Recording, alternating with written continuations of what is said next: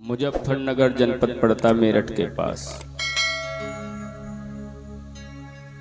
अनुपम स्थान गंगा के पावन तट पर श्री सुखदेव जी महाराज राजा परीक्षित को परमहंस संहिता की कथा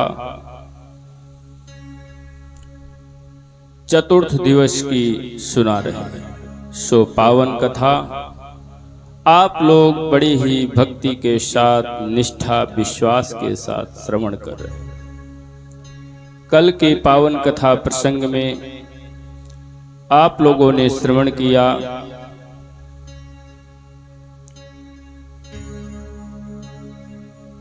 भगवान की कथा को सुन करके, संतों की संगत करके, नारायण नाम जप करके वो महापातकी अजामिल वैकुंठ को गया।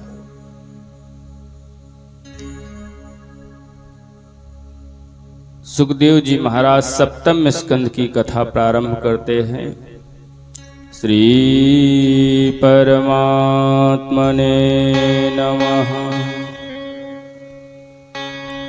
समः प्रिया सुहद ब्रह्म भूतानां भगवान स्वयं इंद्रिशार्थे कथं दैत्या नवधी विषमो यथा।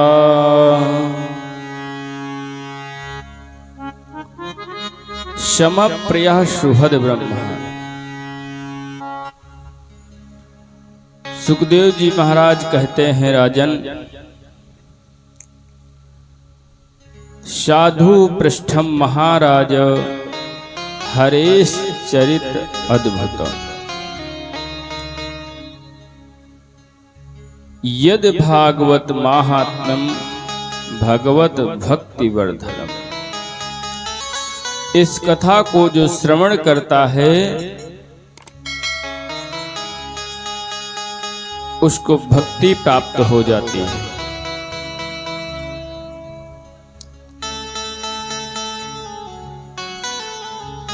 जब भगवान नारायण वाराह का रूप धारण करके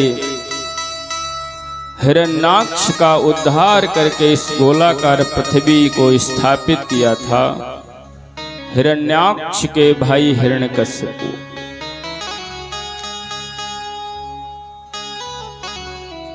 अपने भाई का बदला लेने के लिए नारायण को वैरी मानता है और हिरण्यकश्यप नारायण से वैर मानकर अपने को विश्व विजेता बनाना चाहता है। तो तपस्या करने जाता है। सतेपे मंदरारुण्याम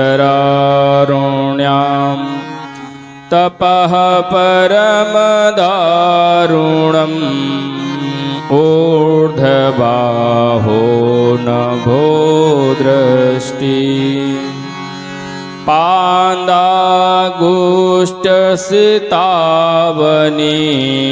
ऊर्ध्वबाहो नभो दृष्टि। वो हिरण्यकश्यप अपने राज्य से जाता है कहाँ? सते पे मंदराचल पर्वत पर और ब्रह्मा जी की आराधना करने लगता है, तपस्या। ऊर्ध्वबाहो नभो दृष्टि, अपनी दोनों भुजाओं को ऊपर को उठा करके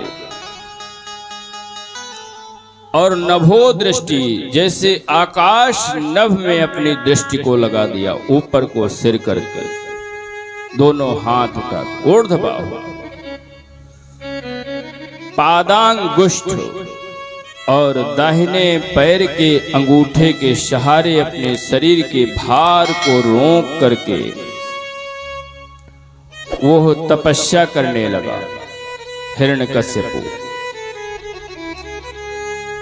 भगवान नारायण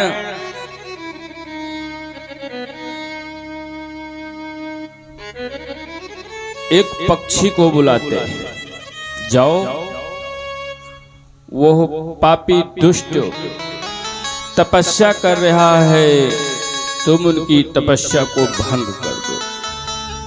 जिस पर्वत पर वृक्ष के नीचे हिरण्यकश्यपु तपस्या कर रहा था, उसी वृक्ष की डाल पर बैठ करके वह पक्षी नारायण नारायण।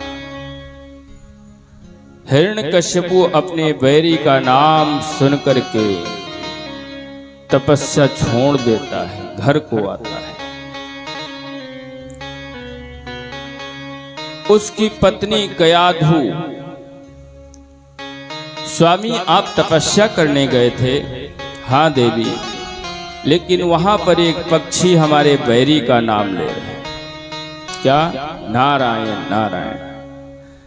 कयाधु समझ गई कि आज परम कल्याण होना है।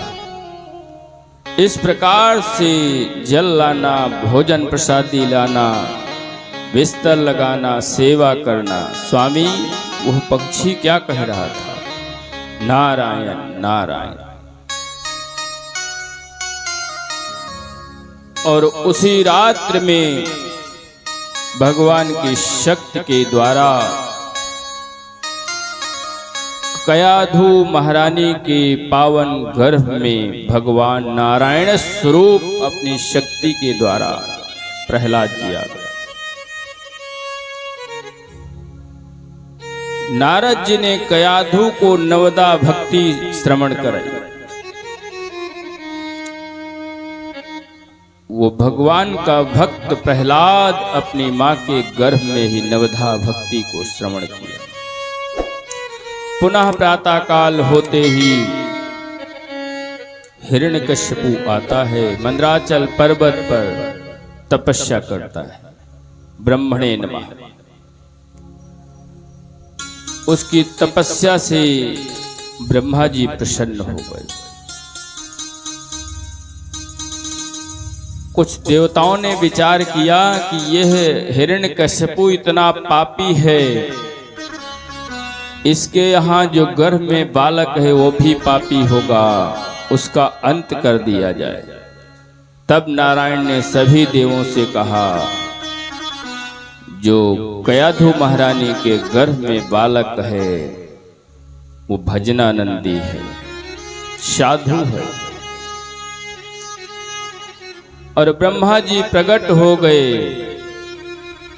उत्तिष्ठोत्तिष्ठ भद्रं ते तपः सिद्धोऽसि काश्यप। हे कश्यप नंदन, उत्तिष्ठो उत्तिष्ठ, तुम अपनी तपस्या को छोड़ो। वरदो हनुप्राप्तो प्रियताम मीप्सितो वरः। वरम ब्रूहि, वरदान मांगो।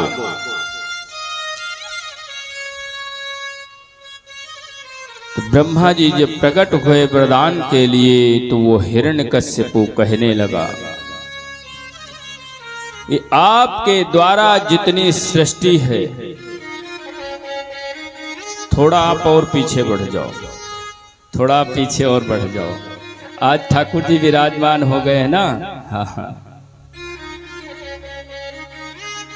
सम्मुख शंकर आसन दीन्हा।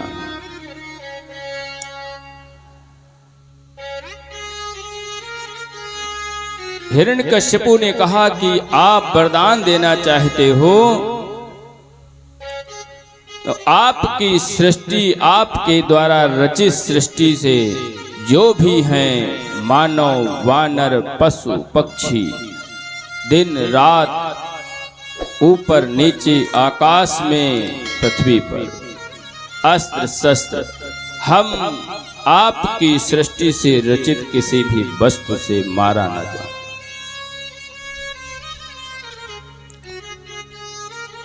नान्तर बहिर्दिवा नक्तमन्या सदापि चायुधै न भूमौ नाम्बरे मृत्युर् नरैना मृगैरपि। हम काहू के मरही न मारे, बानर जाति मनुज दुई बारे। आप हमको ऐसा वरदान प्रदान करो, हम विश्व विजेता हो जाएं, हमको कोई न मार पाए। ब्रह्मा जी ने कहा, यो मस्तु, तुम्हारी तपस्या से मैं प्रसन्न हूं और मैं वरदान दे रहा हूं। ब्रह्मा जी के द्वारा वरदान प्राप्त करके वो दुष्टात्मा हिरण्यकश्यपु अपने राज्य में आता है और अपने समस्त पार्षदों को, गणों को बुलाता है। यदा वेदेषु देवेषु गोषु विप्रेषु साधुषु धर्मे मयि च विद्वेष सवा आसु विनश्यति, सवा आसु विनश्यति। सवासु विनश्यति, आसु मतलब शीघ्र, जल्दी। अपने राज्य में समस्त पार्षदों को आज्ञा दे दी कि जाओ, यदा यत्र तत्र सर्वत्र। यदा मतलब जहां भी, देवेषु देवलोक मिले, वेदेषु वेद मंदिर,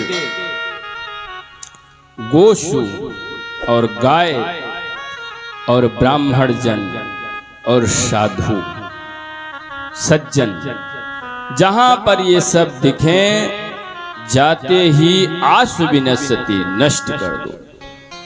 नगर गांव पुर आग लगाओ, इस प्रकार से आदेश दिया।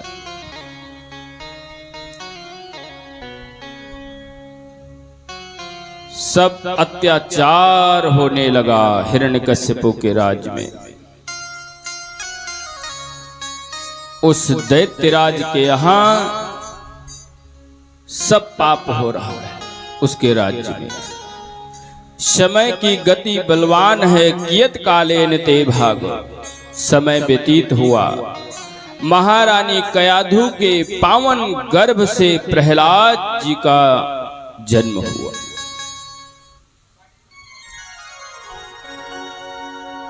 देवताओं ने आकाश मार्ग से जय जयकार किया, बोलिए प्रहलाद जी महाराज की जय हो।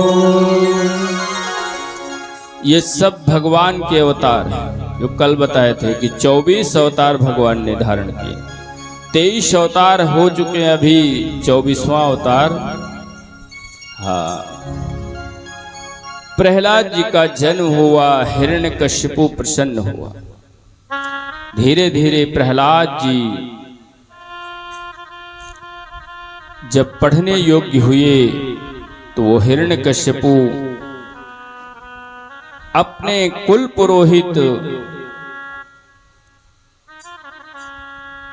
दो भाई थे हिरण्यकश्यपु के कुल पुरोहित आचार्य, दो भाई संड और अमर्क, वो दोनों मिला करके शंडामर्क।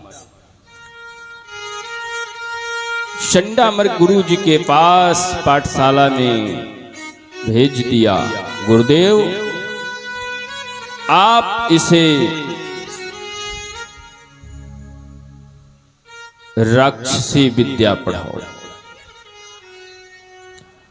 पौरोहित्याय भगवान वृतः काव्य किलासुरै, शंडामर्कौ सुतौ तस्य दैत्यराज गृहान्तिके।